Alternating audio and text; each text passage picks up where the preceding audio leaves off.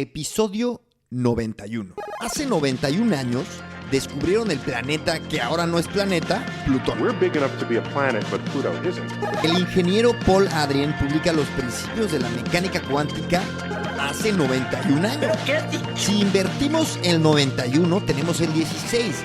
Y a los 16 años, Karoli Hindriks, mi invitada de hoy, se convirtió en la inventora más joven en la historia de Estonia. Veamos, tú vienes desde muy lejos. Y en el capítulo 91 de Gran Invento con Karoli vamos a hablar del futuro de los países, de la movilidad internacional y de cómo Estonia funciona como una startup. Y vamos a darle, ¡vamos, vamos, vamos! Karoli, muchas gracias. Thanks so much for being here. De nada. I have to tell you, I'm really excited to having you here. Being Estonian and being in this really exciting country, doing exciting projects. I'm happy to be here and share that experience because I do think that I have an interesting. I've had the opportunity to really witness the development of Estonia, and just basically I started as a 16-year-old entrepreneur, and now it's 20 years later, right? So I have really seen how it has changed, which is so cool to witness. I want you to tell me the whole story in a bit, but tell me, what are you up to right now? Right now, so at this very moment, I just came from a walking meeting, welcome meeting with one of our new employees from a very snowy and cold Tallinn. On a longer or like a wider perspective, what I'm up to right now is that we are an immigration platform that just came out from 2020 with all the craziness that was happening in the world, and the fact that our platform, we actually grew, our relocations grew 365% during that year. So I'm right now getting us ready to the actual big, like if that was Corona year, imagine what post-Corona year will be. So so that's what we are preparing right now, is like now as the markets are starting to normalize, it seems that the global mobility that we have put so much bet on in terms of really making the immigration easy, building technology that actually enables people to move, that now being ready to actually help the world to move. That's what we are up to. Can you tell me what Jobbatical was all about pre-COVID, and how has it changed? So that's a big question. So how long time are you going to give me for that? No, so I can tell you the whole, because Jobbatical has had a very interesting journey. The journey from where I actually started with the idea, why I started it. Do you want me to tell the story? Yes, come on. Yeah, let's do it. So why I started Jobbatical was actually. So I was in Silicon Valley. I was lucky to get into a think tank called Singularity University. I don't know if you're familiar with them, but I spent the summer living in NASA Ames Research Center, which is very close to Google campus. And I'm a runner. I love to run. Yeah. So in the mornings so basically I was passing by Google campus every morning. And I started there to think about why are companies like Google and Twitter and all those companies that are changing industry, why are they coming from Silicon Valley? What's up with this region? How is it that one part of the world is creating ideas and companies that change industries? And I started to look into this, and what I found is that they don't have better water or bananas, and that make people smarter. But actually, it's the highly skilled people who move there. So it's actually, if you look even the engineering talent, I think it was like 74% of the engineers were foreign born. So coming from a small country like Estonia, and having been an entrepreneur for a long time, I actually thought that how could we inspire those people instead of going to Silicon Valley, discover places like Tallinn. So how people used to come to Tallinn is that they come to with a cruise ship, and then they go and take a picture of the medieval old town, and then they go back to the cruise ship and then leave, right? So what I started to think is, how could we inspire people to actually go and live a local life, join local companies that could also change the world, and through that distribute knowledge. So my thesis how to achieve that was that in order to do that, we need to collect those highly skilled people who are more adventurous, right, into a community, and then start to introduce interesting far-flung cities and teams in those far-flung cities that basically they could join. So through that, we were initially a recruiting marketplace, right? Mm-hmm. And through that, we moved people from 54 countries to 37 countries. But what happened there, we're building a startup, so so you have a problem that you want to solve, and then you have an idea how you think you should solve it. But what happened was that in order for those people to be hired, they actually needed to get to those countries, right? Yes. So initially, immigration and relocation was like a supporting service for us. So we started to support. So somebody needed to go get to Germany. Then somehow we supported for them to get to Germany. And what happened there was that our clients started to come to us and say that, that you're doing this immigration relocation part so well. Could you also relocate other employees, not only the people who come from Jobbatical? Nice. And then the funny thing was when some of our clients said, we can do the recruiting part ourselves. Oh. Could you just do it? So it's like, suddenly we have those two businesses, and then what basically in 2019 it was clear that one of the businesses, which actually we had almost 500,000 users there, right? This recruiting platform, it works, but it doesn't grow as fast. Okay. And we are a nice to have. You have other recruiting platforms. So in a way, you're kind of like a vitamin, right? Yeah. And then there's the other side of the business that we are not even investing into, and it's just skyrocketing. So basically, we made a big decision in July 2019. But wait, which was the part that was growing exponentially? Immigration relocation. Okay. So we had not, but until then we had not built any technology around it. Immigration, it was purely relocation. service, right? Yeah. Nice. Okay. And I mean, what was clear is that this is where the pain of international hiring is. It's not the hiring; it's actually the relocation immigration part. Mm-hmm. So we made a big change, and we put our full focus on immigration relocation and started to build technology, which meant also we gave up. I remember that email to almost 500,000 people that, sorry, but now we're going to close down the recruiting platform, and we're going to, we will help you to find international jobs, but we will help you by taking down the boundaries of immigration. So it was a very big and hard decision, but from there we basically put our full focus. We started to build technology around a lot of manual process, and just to be clear, this industry is so outdated that it's crazy. All of this was happening. Even if you look at how agencies are working today, even the big agencies, Deloitte's of the world very much are using spreadsheets. Yeah, a lot of bureaucracy also, right? Bureaucracy, yes, exactly. Yeah. So we started to build technology, and what we are doing through that is like putting the experience of the talent or the human who is relocated and their human's family first. Okay. So in a way, the core of what we are doing is that the person who is relocated has full understanding what's going on. They are notified about anything they need to do. The system is answering questions before they even have those questions. So basically making this relocation smooth for the person who's been relocated. So I could continue with my monologue, but maybe you want to ask them. Tell me now what changed with COVID? Because now I guess you're not relocating as many people as you used to, right? But we are relocating. Oh, really? A lot of people. And I think that is the funny thing. Tell me everything about it.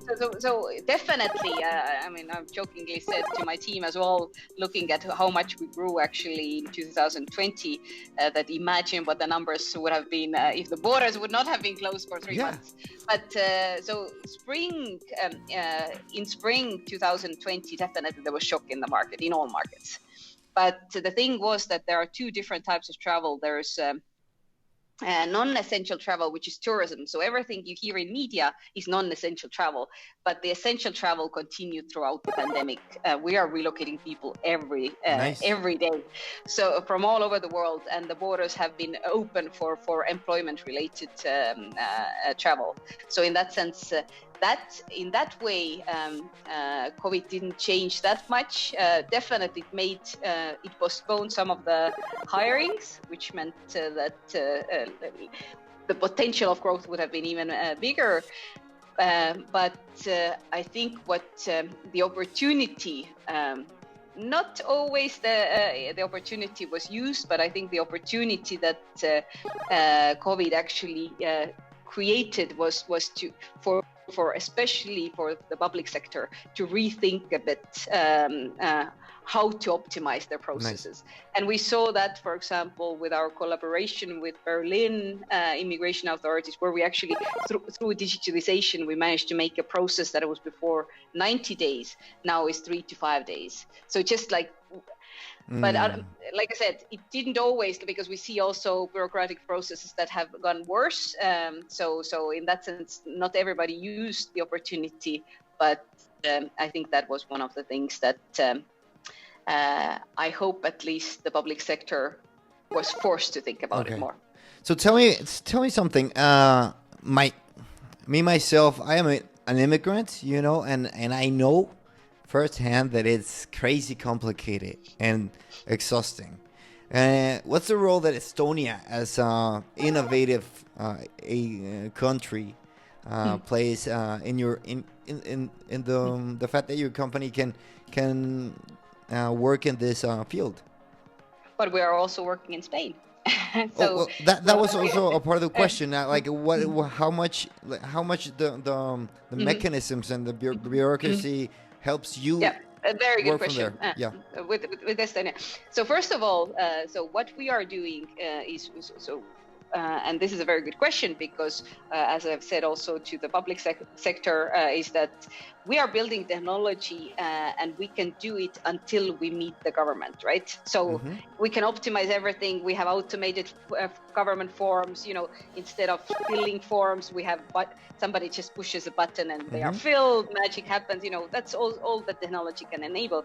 But as soon as, we face the actual immigration authorities, the rest is the user experience of the government, right? And there, if my, looking in the future, I mentioned Berlin already, is that the more we grow, I think the more the governments will have a reason to actually have a connection with our system, so that everything that happens right now, you have done the immigration process, you still need to print out a paper, and then you go with a paper, and then you give that paper, and somebody starts to type in the paper. All of that could happen digitally. And we don't even need this is already existing. It's a simple technological solution. So what I expect is that the more we grow, the governments will have more reason to just have this, let's put this bridge, and then all that can happen automatically. So basically they could leverage the technology we have built also to optimize their own processes, right? But it's a good question, because yes, Estonia has been, I think one of the things, being also a citizen and entrepreneur in Estonia, it's a country with an amazingly good user experience. I think that's what makes it so special, is that literally, I have said sometimes in my speeches that the talent, basically where the talent will move will define the success or failures of economies. And honestly, where the talent wants to move is where you don't have to think about state. The more you have to think about state, the less you have time to build your companies, be with your friends, be with your family, right? And I think that's where Estonia has exceeded, any expectation of a country that I know, at least in the world, is that everything is so simple that you don't spend time on state. If you spend time on state more than 10 minutes, people get frustrated. Of course. Everyone does. Yeah, but I know that I remember a colleague in Argentina from Argentina who moved to Estonia, and he was listening to my call with an official, and I got so frustrated because somebody told me that I have to, literally it would take me 10 minutes more, and he told me that, he actually thought, looking at my face, that we're talking about half a year or 3 months or a year, because that's the expectation you have from the state in Argentina. But in Estonia, you expect everything to work. So you literally go, like elections. I remember I was doing elections in Tokyo in a hotel. I just opened my computer. It took me literally 2 minutes. Did you plug? You have to plug something in your computer, right? No, but you can use your mobile ID as well. Then you don't have to plug anything. That's so futuristic. You don't have to plug anything. You just literally 4 clicks and it's done. Similar with taxes. I was in South Korea in the airport. I had like 15 minutes to sit down, and it took me 2 minutes. Took me the taxes, and the rest of it I was eating my breakfast. So. It's just everything works and you expect it to work. So when you're bringing people to Estonia, you do feel the difference, I guess. Like comparing it to Spain. There's much less bureaucracy, much more streamlined process, definitely. And I think it's. So if I compare, look at what my Spanish team has to face, there are still quite a lot of hurdles that doesn't make sense. So I think that's a difference. Like we're talking about things like. I don't know. For example, it's hard to get appointments because there's an appointment mafia apparently in Spain, who is basically stealing all appointments and then selling them. Like literally those kind of things. That's definitely true. You don't see that happening in Germany or Estonia. And I do hope that by us having this conversation, and I understand the industry has spoken out in general in Spain as well, that the more we are able to talk about it, the more transparent the process will become. So I'm an optimist, and so I believe the mafias will cease to exist. Hopefully. Also, I think that your company, it's like maybe like a consequence, or it goes parallel to this whole e-residency that you have going on, because it comes with a mindset, even a belief that a world community can bring value to a country, right? That's a good point. I'm a huge fan of e-residency. I think it was one of the biggest government innovations of our time, actually, because it's actually creating a possibility for a country to scale. Right? You can become a digital resident. You are actually generating, through that the country is generating revenue by giving you this good experience. And suddenly, 1 million country can become a 10 million country without making 9 million babies, right? And how well do you think that experience is right now as we speak? To be honest, it's hard. I'm not that familiar at this moment. I know there have been some issues with the bank accounts, but as long as I know that they have overcome some of those issues. But to be honest, I don't know. I know a good friend of mine who is the godfather of e-residency, and actually through Jobbatical, when we were still a recruiting company, most of the e-residency team was through Jobbatical, so it was all foreigners, almost all foreigners. That's crazy. So it was. Can you tell me demographics of the people that you're bringing or relocating? Oh, that's, it's a lot of countries. I was just actually looking at the top countries in terms of 2020, because it was an interesting statistic reflecting also the year. Yeah. And the top countries actually were the ones that were the most affected in terms of COVID. So it was like India, Brazil, Russia, Ukraine and America. Top 5 were those countries, but otherwise, we bring people literally from anywhere in the world, from Australia to Bangladesh to Canada, Mexico. Mexico, really? Of course. We had over close to 1,100 relocation cases in 2020. So it's from everywhere. So I read this book from Daniel Pink, I don't remember the name, God, but the point, it was all about how there are emerging countries that are gonna take the next workforce. So they talked a lot about India, you know, how they are forming and educating developers. Have you had the chance to see that on your own? Yeah, I mean, I'm a huge fan of India. I think India could solve alone the EU talent shortage problem. Yes. So I do agree that there's they put a lot of attention on education, and dedication is very strong.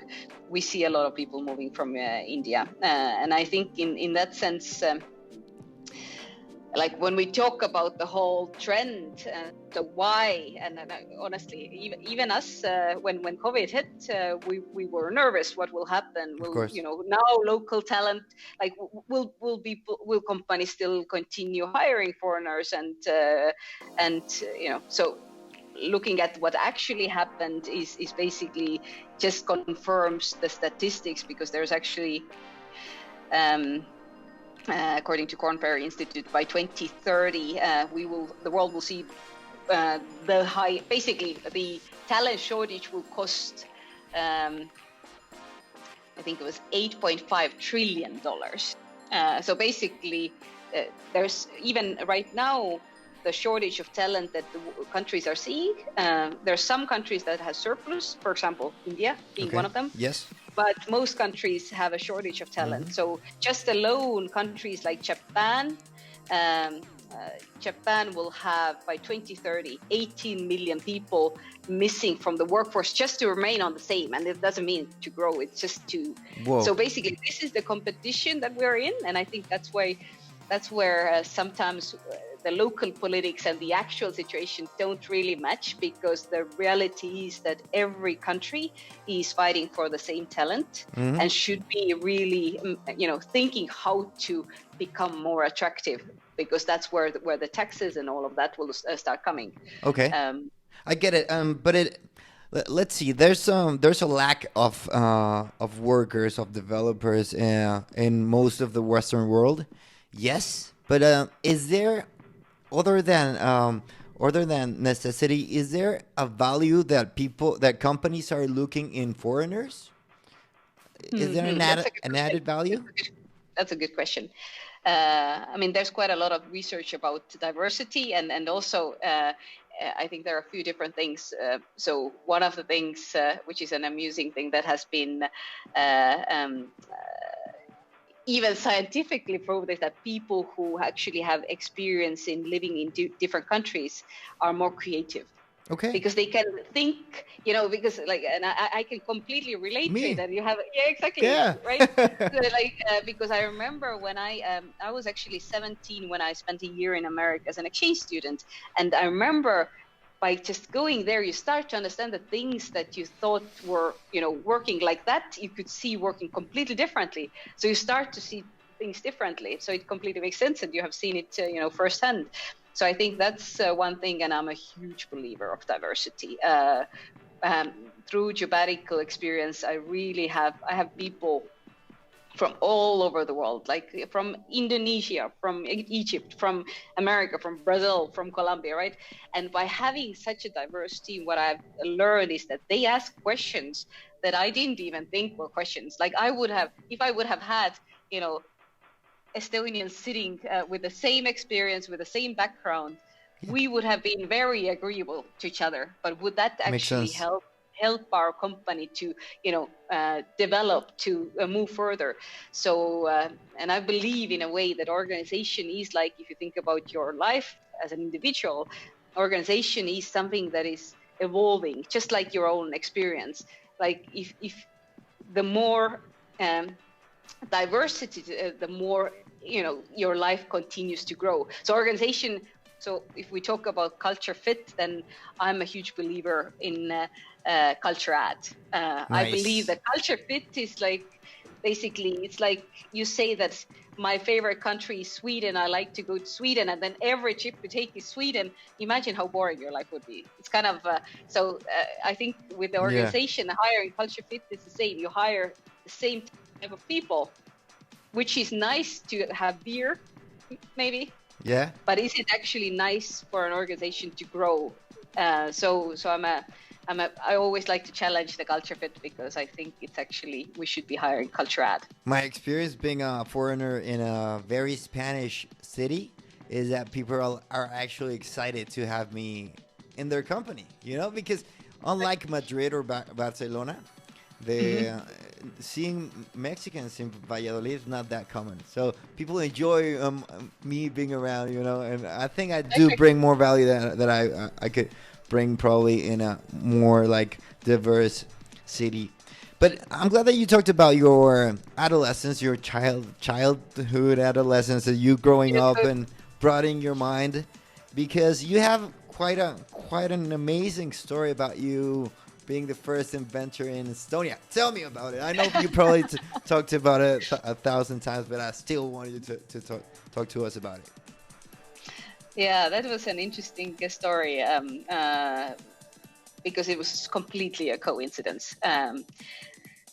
So basically how I became an entrepreneur was that in our school, and I was from a small town in Estonia, so it's like Estonia is small, and then I was from a tiny town of like 40,000 people.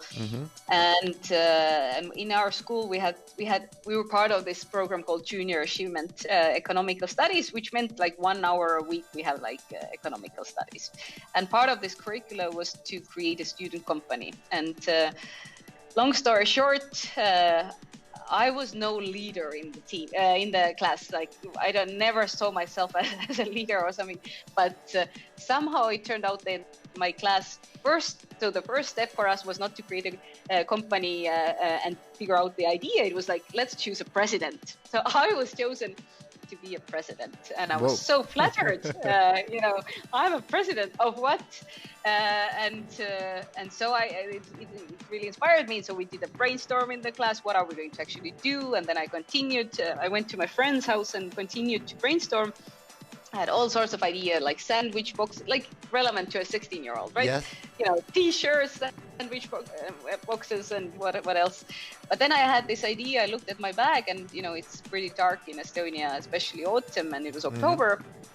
And then I thought I had this ugly plastic reflector hanging on my backpack, and then I had a cute teddy bear hanging next to it. And I thought, why are those reflectors so ugly? Could we make them somehow fashionable that people, 16-year-olds want to wear them, that they look cool?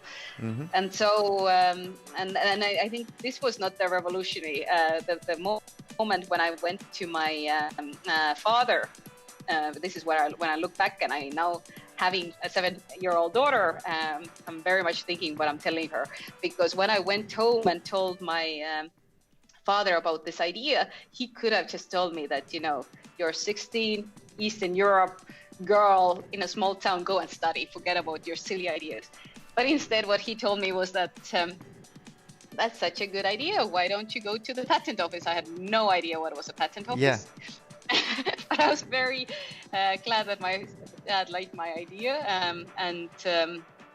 so I went to the patent office. They were very surprised. They'd never seen a young person and a blonde girl walking, to their building. So they actually did what I found out later. They did a research for free to basically figure out if that's a unique idea. And it turned out it was a unique idea. And then I borrowed some money in order to, and paid everything back in order to register this as a utility model.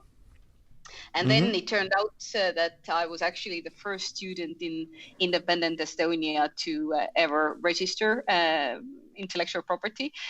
So that was really good for storytelling. Then I learned, you're great. from a small town, a girl, inventing something that saves people's lives. It was a brilliant story. So that made our student company very famous very fast. And from there, I decided to move on and actually built a business out of it. So that became my first business. But what I've learned from that is definitely that what is our role is first of all that any kid can change the world, and I think what is our role is to make sure that they know it, because if my father would have told me back then, forget about your silly ideas, go and study, I don't think we would have been sitting here today. Was there some ingenuity in your dad? Him not being part of maybe a capitalistic country, that just maybe he didn't think about the barriers, about, oh, come on, you're so young. That's a good. I mean, he himself. It's my late father. So he himself was. I think coming from Soviet Union. First of all, there you didn't have entrepreneurs, but then everybody became entrepreneurs when the Iron Curtain fell. Because to start when Estonians got to the independence and we had the monetary reform, everybody got like 10 euros. Okay. That's when you had to start your life from 10 euros. All of the money that you had from the Soviet was gone. So 10 euros, everybody had to be entrepreneurial. It was like a MacGyver society. You had to figure out how to build life from that. So my father also became a small entrepreneur, even though he was electrical engineer before. Yeah. So I think it was also kind of coming from this background where you make impossible possible. Maybe that also was the... But I encourage everybody to think about it, because it's very important, the courage and the belief that we give to our kids. This story that you just told us is especially amazing for me, because I, as a kid, this podcast is called Gran Invento, which means the grand invention or great invention. And that's because I think the internet is the biggest invention ever, maybe with the book or writing. And because when I was a kid, I wanted to be an inventor. So really? That's cool. And that's a funny thing, that I think what I learned from my the student company experience was that you're 16-year-old and you realize that your ideas can actually change something. Because otherwise, like before that, I thought that you have to go through, like, you have to have a lot of money, you have to have a lot of education, PhD degree. But suddenly you understand that you actually have ideas. The question is, do you have the persistence to then carry out those ideas, right? But that we all have ideas that can change and make a difference, right? And also, I wanted to talk to you about the fact that a lot of people don't realize, but this call that we're having is through Skype, which is was an Estonian startup. And also, I swear, like I promise, I use TransferWise every week. Me being an immigrant, that's quite handy. But I just want to point out that Estonia, it has a vibrant startup and innovation culture, and it's not the only post-Soviet country in Europe. Like, why is it so much more advanced and focused in all of this innovations? Like, that's a good question. Do you have a theory? I have a theory. I don't know if that's the answer, but I think there are a combination of few things. I think the combination, one that, which is a little bit I said before, but started from when Estonia became independent after the Soviet occupation. Then we had a 32-year-old prime minister. And I remember his sentence that he said is that we have to build a country where people can do their thing. So it's basically, we have to build everything so that people don't have to waste time on a country. That's almost like libertarian, isn't it? That's a good. I have never thought about that. The same. He actually got Milton Friedman award. Mart Laar was the prime minister So basically, the approach that he took was in a way, it was very user centric. So let's look at our citizens as users, how to make a country with a good user experience. I think that's one thing. So people don't really waste time on the state. I think the second thing is that I think differently from many others post-Soviet countries, Estonia took a very transparent approach, which meant that I think there's a minimum corruption, which means that there's much more trust. Again, you don't waste time. I always tell also in the building a team, if you have like issues where people have to waste time and thought on wrong things, then they can't focus on building things or building this company. So I think in a way it's the same with the country, that kind of by starting very transparently and like everybody was poor. We didn't have like minigarchs or oligarchs. Many other countries post-Soviet had people who just got the fortune of, and then the others didn't, right? So I think that was another thing. And I think that Estonia has one, which is like kind of like a con and pro at the same time. It's a very small country, which means that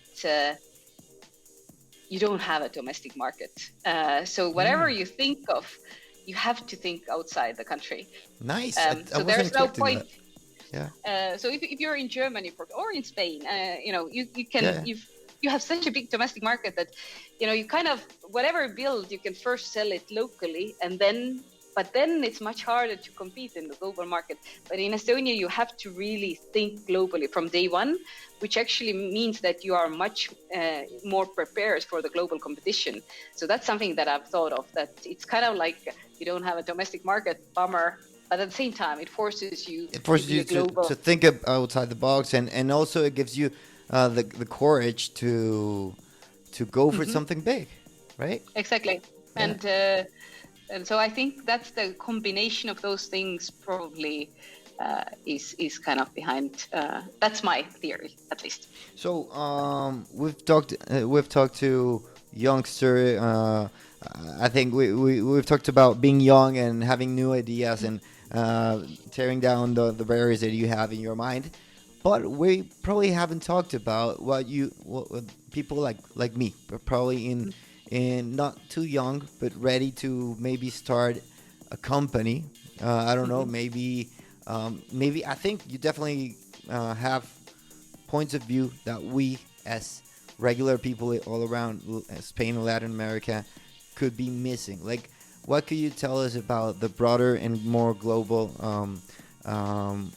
worldview that you have that could maybe, I don't know, call it start a startup in Estonia, maybe? Or have you noticed some countries, exciting countries going on? And I don't know, this is a really broad question, I know it, but I'm pretty sure that you have many insights that are quite unique.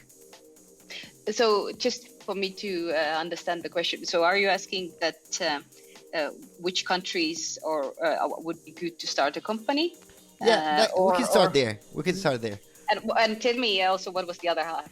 Maybe. No, I mean, what have you discovered? And you have quite an amazing position to view the market, because you are in a company that you're leading a company that can see the broader spectrum in the world. Like you bring people from India and put them there and that.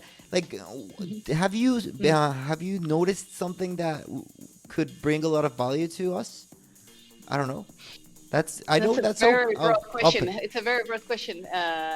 So I think let's say that could bring value to people that are gonna start a startup. Like maybe hire people from, or hire people in some demographics.